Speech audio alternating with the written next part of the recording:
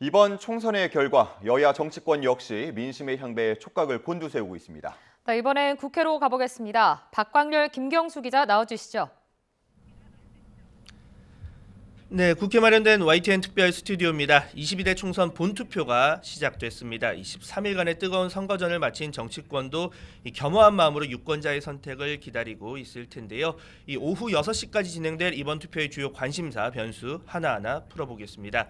이 첫 번째 이슈 투표율 부분을 보겠습니다. 일단 투표율, 이 민주당 전망 좀 어떻습니까? 네, 투표율이 높고 낮냐 이건 선거의 중요 변수로 항상 꼽혀왔죠. 민주당은 이번에 총선 최종 투표율이 65% 이상이 되면 자신들에게 유리할 거다 이렇게 분석을 하고 있습니다.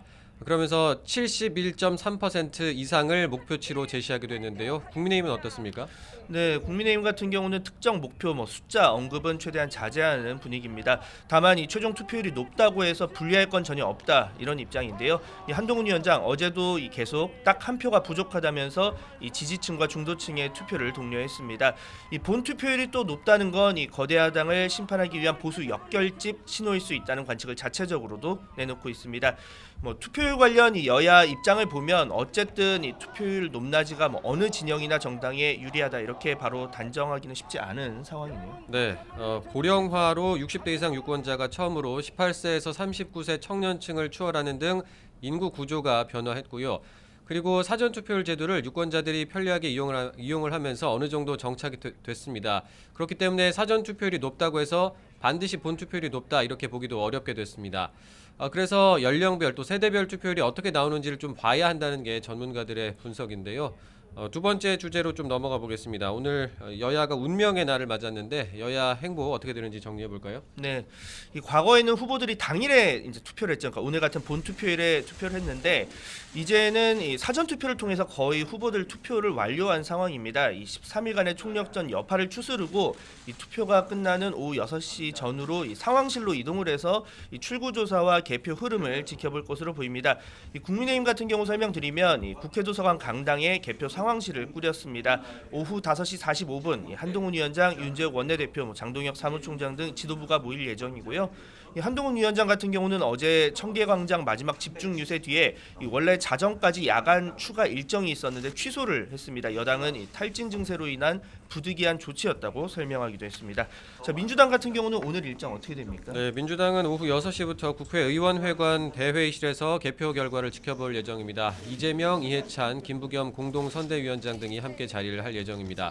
제3지대도 비슷한 상황입니다. 녹색정의당은 국회 본관에서, 새로운 미래는 여의도 당사에서, 개혁신당과 조국혁신당은 국회의원회관에서 각각 개표 상황을 지켜볼 예정입니다.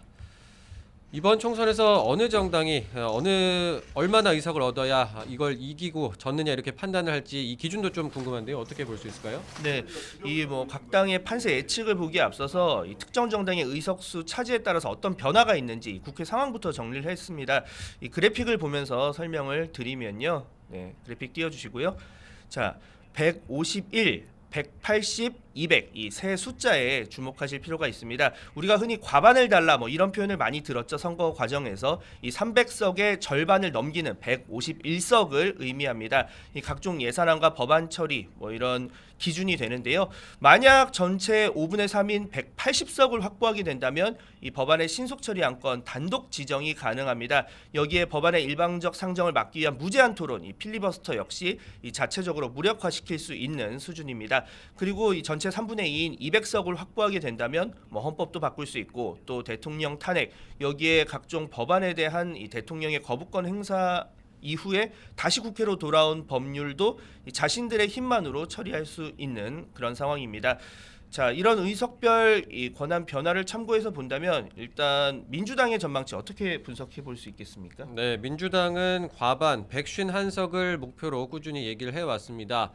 자체 분석 결과 우세 지역이 110곳이 있고 경합 지역이 50여 곳이 있는데 이곳의 승부에 따라서 의석을 얼마나 차지할지 달라질 수 있다.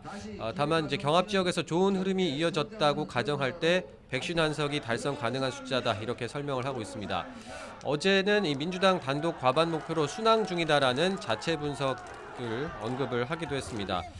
다만 일각에서 나오는 범야권 200석 전망에 대해서는 불가능하다면서 낮은 자세를 강조하고 있는데요. 하지만 내심 그 근접치에 이르길 기대하는 분위기도 읽히고 있습니다. 범야권 비례연합정당 더불어민주연합 같은 경우에는 애초에 20석을 목표로 잡았었는데 조국 혁신당으로 지지층이 분산이 되면서 목표치를 15석 안팎으로 낮추어 잡았습니다. 여당은 어떻습니까? 네, 이 여당의 경우는 이 선거전 막판으로 접어들면서 개헌 저지선, 즉 이 범야권 200석은 막아달라 이렇게 읍소에 나섰습니다. 다만 이 선거일 직전에는 이 각종 리스크 제거 그리고 이 민주당 후보들의 논란으로 이 박빙 지역에서 이른바 골든크로스 등 이 지지율 역전이 나타나는 추세를 보였다면서 이 기존보다는 다소 긍정적인 전망을 보이기도 했죠. 일단 최소 목표치는 개헌 저지선 그리고 나아가서 이 120석 확보해서 이 야권의 신속 처리 안건 단독 지정은 막자 이런 걸 염두에 두고 있는데요. 변수는 60곳 플러스 알파로 분석하고 있는 이 접전 지역의 승패입니다. 현재 이 여당의 자체 전망치가 110에서 130석 사이로 매우 유동적인 이유기도 합니다. 자, 그렇다면 이 제3지대의 전망은 어떻습니까? 네, 녹색정의당 같은 경우에는 현재 6석을 지키길 희망하고 있습니다. 그리고 새로운 미래와 개혁신당은 최소 5석을 목표로 하고 있고요. 조국혁신당 같은 경우에는 10석 이상을 확보하기를 기대하는 분위기입니다. 네. 자, 다음 이슈로 넘어가 보겠습니다. 이번 선거 결과에 따라서 많은 정치인들의 운명도 이제 갈릴 수 있다는 전망이 나오고 있는데요. 먼저 여야 대표부터 간략히 보자면 한동훈 위원장 같은 경우는 사실상 원톱으로 이번 총선을 진두지휘했습니다. 이 정권 심판론이 거센 상황에서 현재 의석수와 비슷한 110석 이상을 얻으면서 선방했다는 평가를 받을 경우에는 향후 정치적인 공간도 확보하고 또 차기 대권 주자 입지도 다질 수 있다는 분석이 나오는데요. 다만 지금보다 의석수가 밑돌게 된다면 새로운 비대위 들어설 가능성도 배제할 수 없는 상황입니다. 네, 민주당 이재명 대표 같은 경우에는 민주당이 목표치였던 151석 이상을 얻을 경우에는 차기 대선 가도에서 탄탄대로를 달릴 가능성이 높다는 전망이 나오고 있습니다. 이보다 더 큰 의석수를 얻게 될 경우에는 당 장악력도 한층 강해질 것으로 보입니다. 반대로 기대 이하의 성적표를 받아들게 되면 공천 과정에서 불거진 계파 갈등과 또 막말 또 부동산 논란이 일었던 후보들을 공천했다는 책임론을 피하기 어려울 것으로 보입니다. 네, 이 잠재적 대권 주자로 꼽히는 인물들의 성적표에도 관심이 쏠리는데요. 이재명 대표와 이른바 명룡대전을 치르는 원희룡 후보 만약 승리하게 된다면 이 유력 차기 주자로 부상할 수 있다 이런 관측도 나오고 있습니다. 여기에 이 경기 성남 분당갑 안철수 이광재 후보 맞대결도 이 두 사람의 정치적 명운을 가를 주요 변수로 꼽히고요. 또 이 낙동강 벨트에서 전현직 도지사 빅매치를 펼치고 있는 이 김태호, 김두관 후보의 성적표 역시 주목할 부분입니다.